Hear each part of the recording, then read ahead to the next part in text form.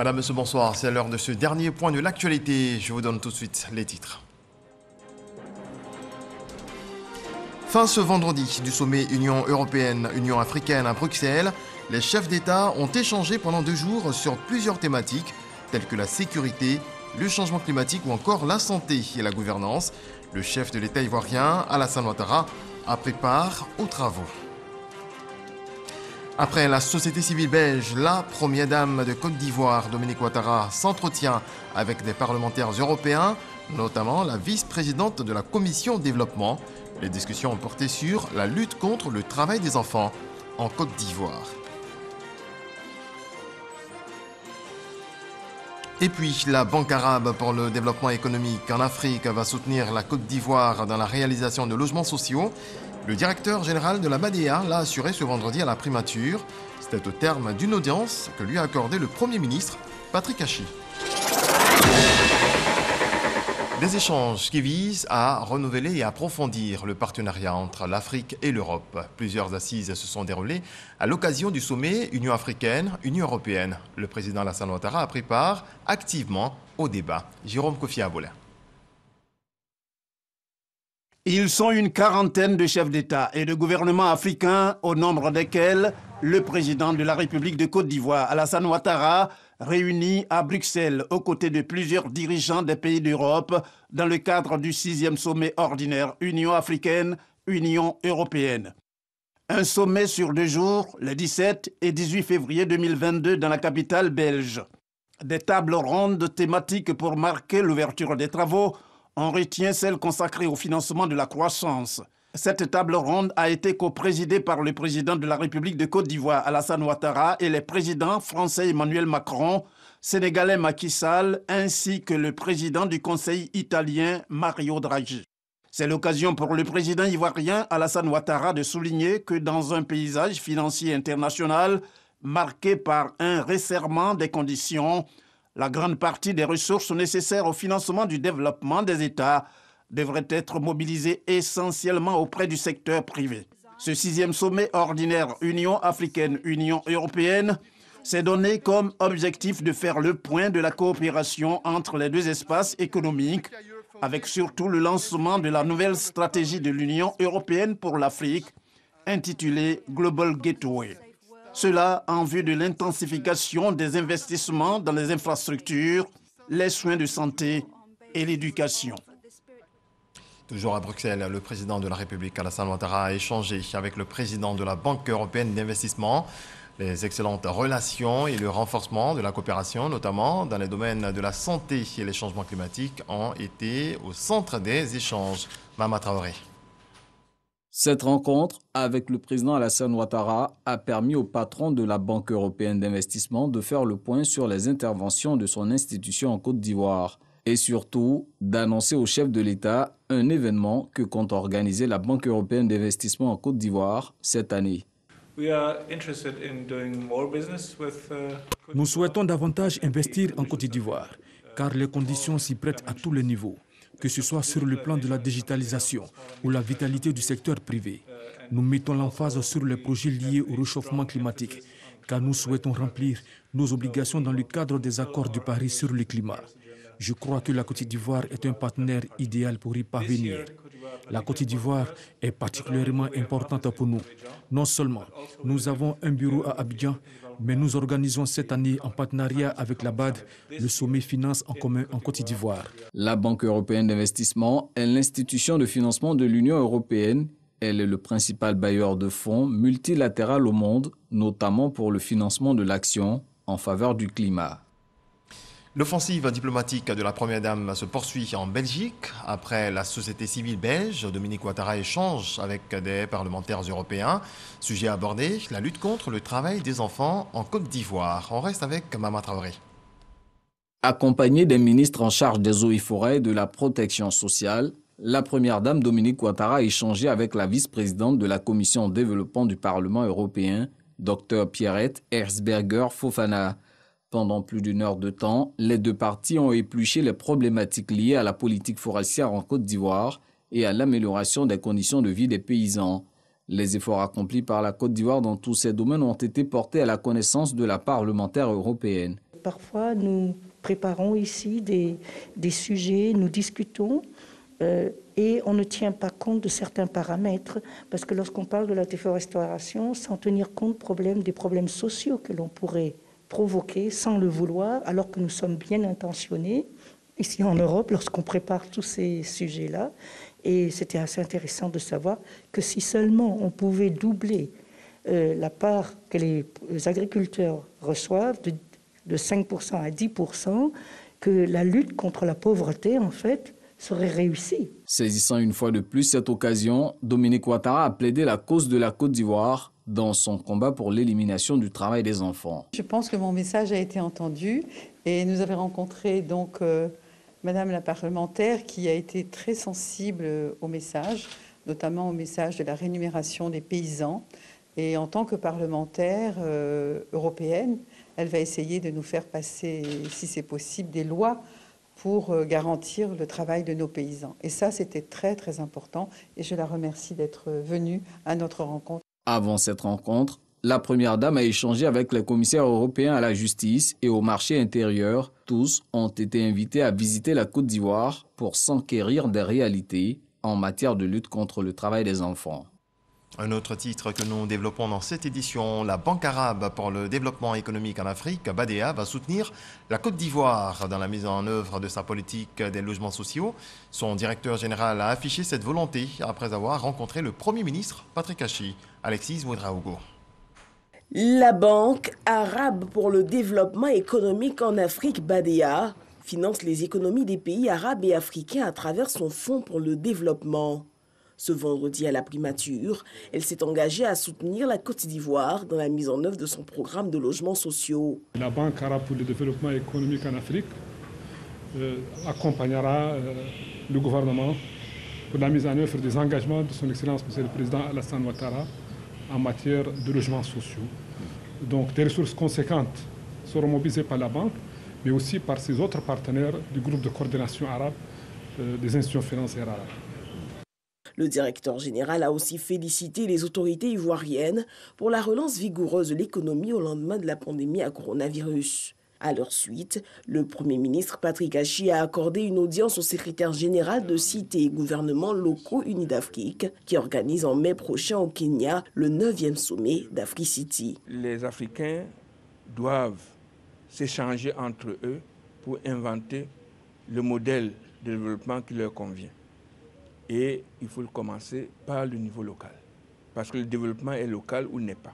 Il faut avoir un modèle plus économe en carbone, plus soucieux de l'équilibre entre les êtres humains et les autres espèces dans la nature, et plus soucieux de relocalisation des activités économiques au plus près des producteurs et des consommateurs.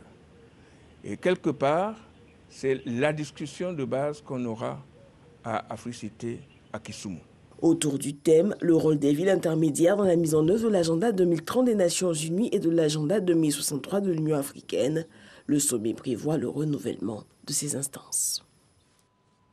On se rend à Yamoussoukro. Les députés membres de la Commission des affaires économiques et financières renforcent leurs capacités sur les budgets, programmes de contrôle et la performance.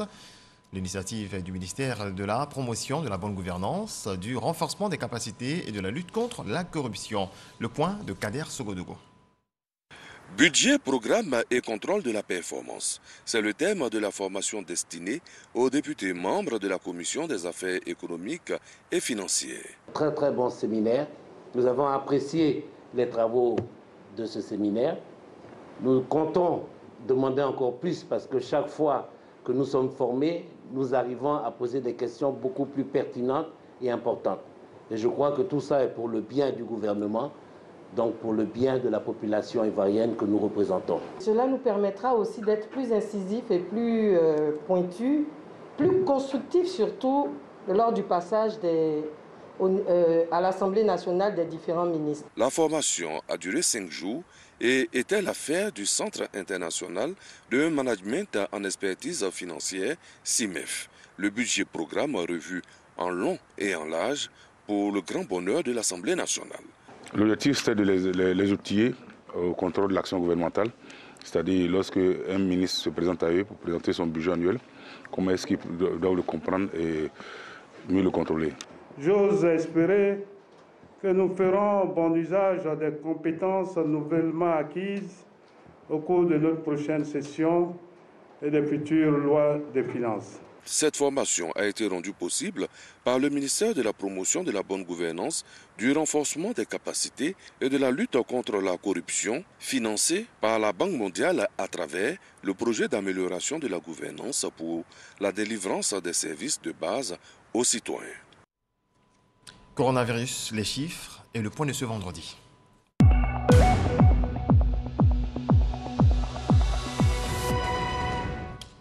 Le ministère de la Santé, de l'Hygiène publique et de la couverture maladie universelle a enregistré ce vendredi 18 février 2022 31 nouveaux cas de Covid-19, 31 guéris et 0 décès. À la date du 18 février 2022, la Côte d'Ivoire compte donc 81 322 cas confirmés, dont 79 129 personnes guéries, 191 décès et 1393 cas actifs. Le 17 février, 101 903 doses de vaccins ont été administrées, soit un total de 9 693 935 doses. Autre volet de l'actualité, les acteurs intervenant dans les concours administratifs se sont retrouvés pour dresser le bilan de la session 2021 des concours administratifs et des concours d'entrée en 2022 à l'ENA. Grace Kando nous apprend que le bilan est positif. Regardons. Bilan jugé satisfaisant. C'est ce qui ressort de l'atelier bilan des concours administratifs session 2021. Des résultats à mettre à l'actif des innovations initiées par la ministre Anne-Désirée Ouloto. Tous les concours qui ont été programmés ont été effectivement organisés et les choses se sont bien déroulées parce que dans l'ensemble, on n'a pas eu d'incident. Tous les acteurs ont joué leur partition de manière efficace, conformément donc à un protocole qui avait été arrêté par le ministère de la fonction publique. Donc vraiment, du point de vue du bilan, qu'il soit quantitatif ou qualitatif, nous, au niveau de la coordination nationale, nous sommes satisfaits. Pour la ministre Anne Ouloto, les concours de la fonction publique doivent se faire dans un environnement transparent et rassurant. Ces concours exigent de nous professionnalisme et efficacité. Nous devons également nous souvenir de la nécessité de rendre crédibles les résultats de ces concours-là, de les rendre sincères. Du côté de l'École nationale d'administration, l'on enregistre également de bons points dans l'organisation des concours d'entrée en 2022 à l'ENA. Nous avons gagné en efficacité avec l'introduction de la feuille de copie des anonymés. Nous avons également opéré des innovations pour l'organisation des correcteurs, pour l'organisation des secrétariats, pour l'organisation des surveillants également, ce qui nous a permis de faire un très bon travail cette année. Certes, des performances enregistrées, mais des propositions sont faites pour améliorer l'organisation des concours administratifs de la fonction publique et d'entrée à l'ENA. Sur la question, des correctifs seront apportés. Il est important qu'à l'issue de ce bilan, nous soyons capables de proposer des éléments nouveaux, pertinents, n'est-ce pas, ambitieux également, qui favoriseront ce climat de confiance entre nos populations et l'administration. Nous devons agir avec responsabilité dans l'intérêt général. Pour 2022, le ministère de la fonction publique et de la modernisation de l'administration s'engage sous le triptyque équité, transparence et célérité. Pour ce faire, la ministre Anne Ouloto compte transmettre au Premier ministre toutes les propositions relatives à la bonne tenue de ces concours. On en vient au dossier VDC. Dans ce dossier, nous vous présentons le projet Mon enfant apprend mieux à l'école, un projet qui permet de relever le taux de scolarisation dans le Bunkani, le cas de 2 villages, à savoir Farako et Kansé, villages dans le département de Nassian. VDC, Eugène Atoubé.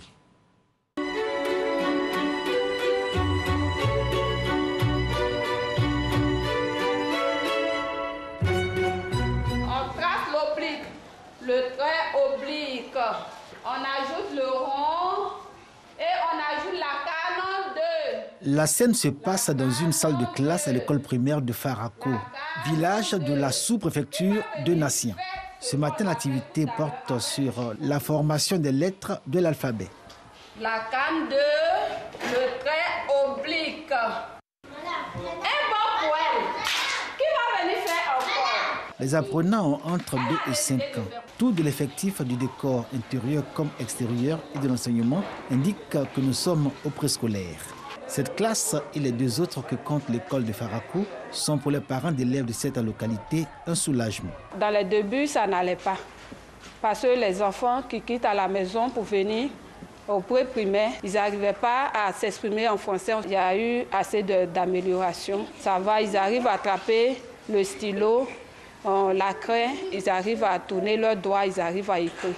Ils arrivent à s'exprimer librement. À Farako, pourtant, on ne parle pas de préscolaire, mais de pré-primaire, selon l'esprit PAPS, pour désigner les classes de maternelle. Une pré-primaire en expérimentation, dont l'existence quelques années plus tôt était inimaginable pour les populations de Farako. Farako, village pilote du projet, et nombreuses localités du département de Nassien, comme toute la région volcanique du reste, ont fait d'énormes progrès en matière de scolarisation. Aujourd'hui, la réalité est tout autre. Les parents sont pleinement impliqués dans l'action éducative. Nous, les jeunes, on est là, on anime le projet, on encadre les enfants. Ensuite de suite, l'année prochaine, ils vont au maternel. On continue de leur dire de jouer leur partition. Quand tu t'assois à côté de l'enfant et tu lui dis il faut lire, même tu ne comprends pas, ta présence là, ça peut le pousser à agir. Et à force de répéter, il prend l'habitude d'étudier. On continue d'expliquer aux parents le bien fondé de l'école. Direction Gansé, un autre village dans le département de Nassien. L'école est une fierté pour les populations.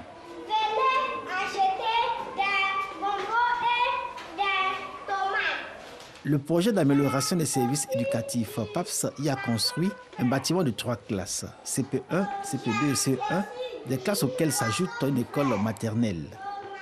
Les parents d'élèves de Gansé font preuve d'engagement pour la bonne marche de l'école dans le village. C'est nous-mêmes qui aident les enfants pour aller à l'école. On s'en va chercher leur maman. Il ne faut pas que les enfants restent au village. Je me suis engagé à encourager mes collaborateurs à faire mieux, à s'engager. Parce que le projet « Mon enfant apprend mieux à l'école » nous a mis en mission pour que ce projet puisse réussir. L'enfant qui est à la maison doit apprendre à lire à haute voix, comme il le fait en classe. Même si le père ne sait pas lire, mais il écoute l'enfant en train de lire. Et toujours, chaque jour, quotidiennement, l'enfant vient de lire. Le projet PAPS, dans son approche, permet un meilleur apprentissage de l'enfant, autant en mathématiques qu'en lecture-écriture. Il y a aussi les feux de mousse. Bientôt, les villageois mettront fin à cette pratique. Aujourd'hui, on part de la lettre son pour arriver au mot-clé, ainsi de suite. On fait une lecture syllabique. Ça a permis beaucoup d'avoir un grand nombre d'élèves qui savent lire. Il y a des techniques que le projet a envoyées qui permettent aux enfants de calculer plus facilement. L'année dernière déjà, l'école primaire de Gansé avait été classée 2e au plan régional. Le résultat de l'abnégation au travail des enseignants, motivés par la chaîne d'encadrement et à cœur d'amener les enfants à un apprentissage rapide, sanctionné par leur parfaite maîtrise des mathématiques et de la lecture-écriture, respectivement par les méthodes du déchiffrable et du décodable. Gansé, un an auparavant, était 2e. Gansé a progressé. Cette année, Gansé occupe la 1re place.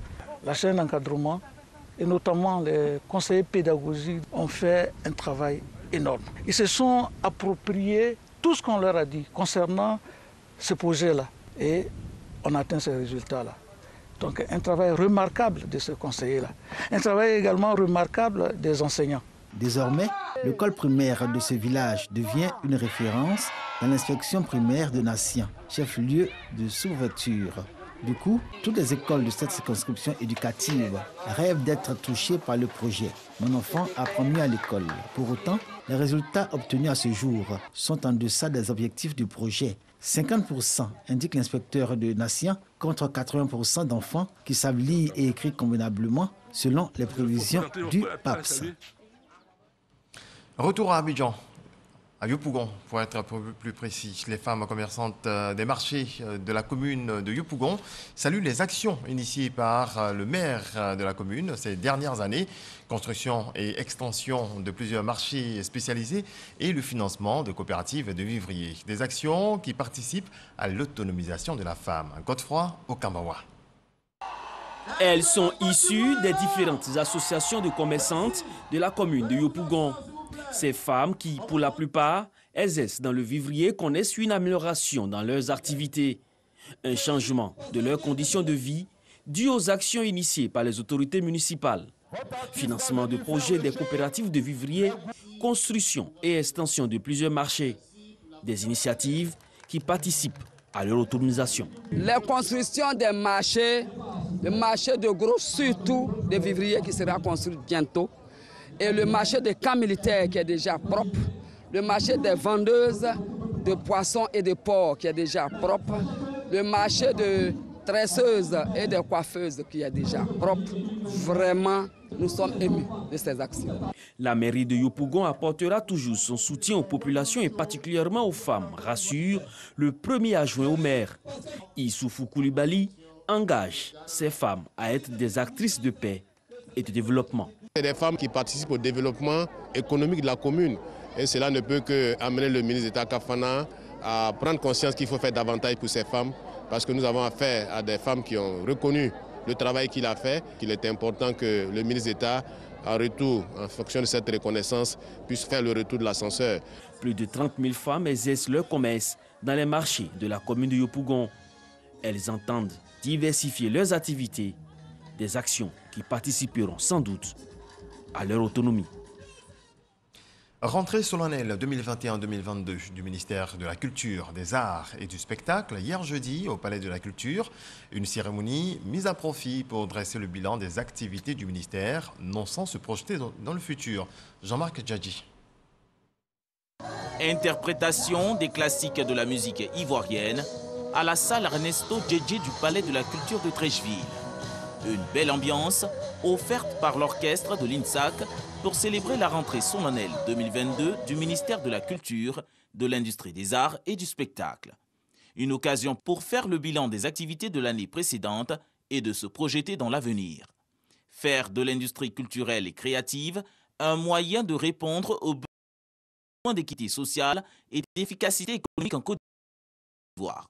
Une initiative étatique l'année 2022 qui s'inscrit dans les objectifs de l'UNESCO.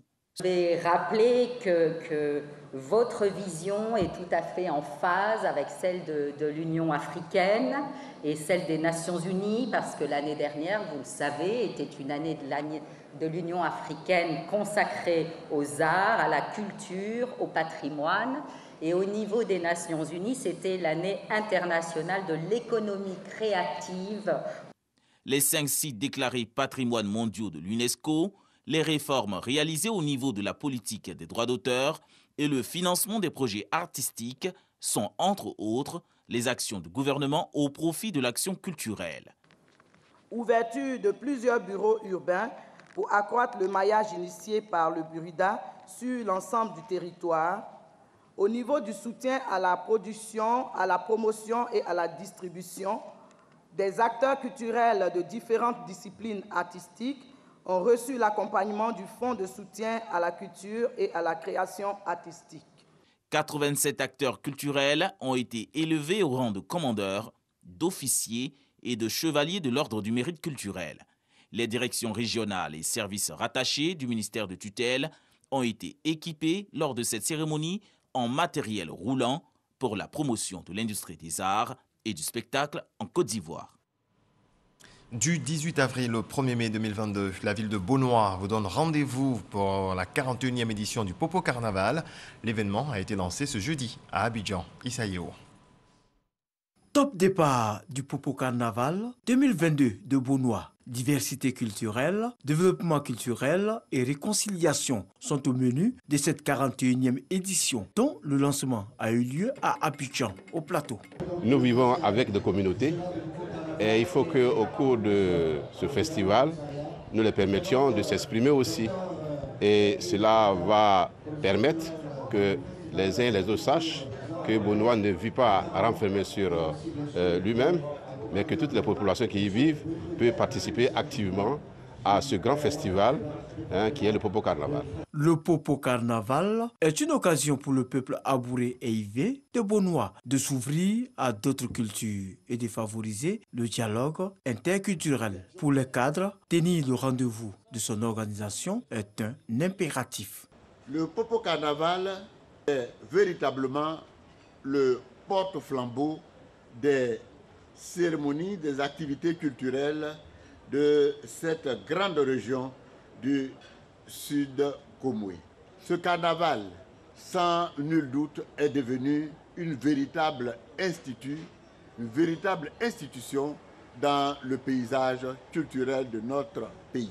De nombreuses personnalités saluent la longévité du festival. À force de travail, d'abnégation, le Popo Carnaval s'est offert une longévité, signe d'une mutualisation d'efforts et d'une synergie d'actions opérées par les différents commissariats qui se sont succédés jusqu'à ce jour.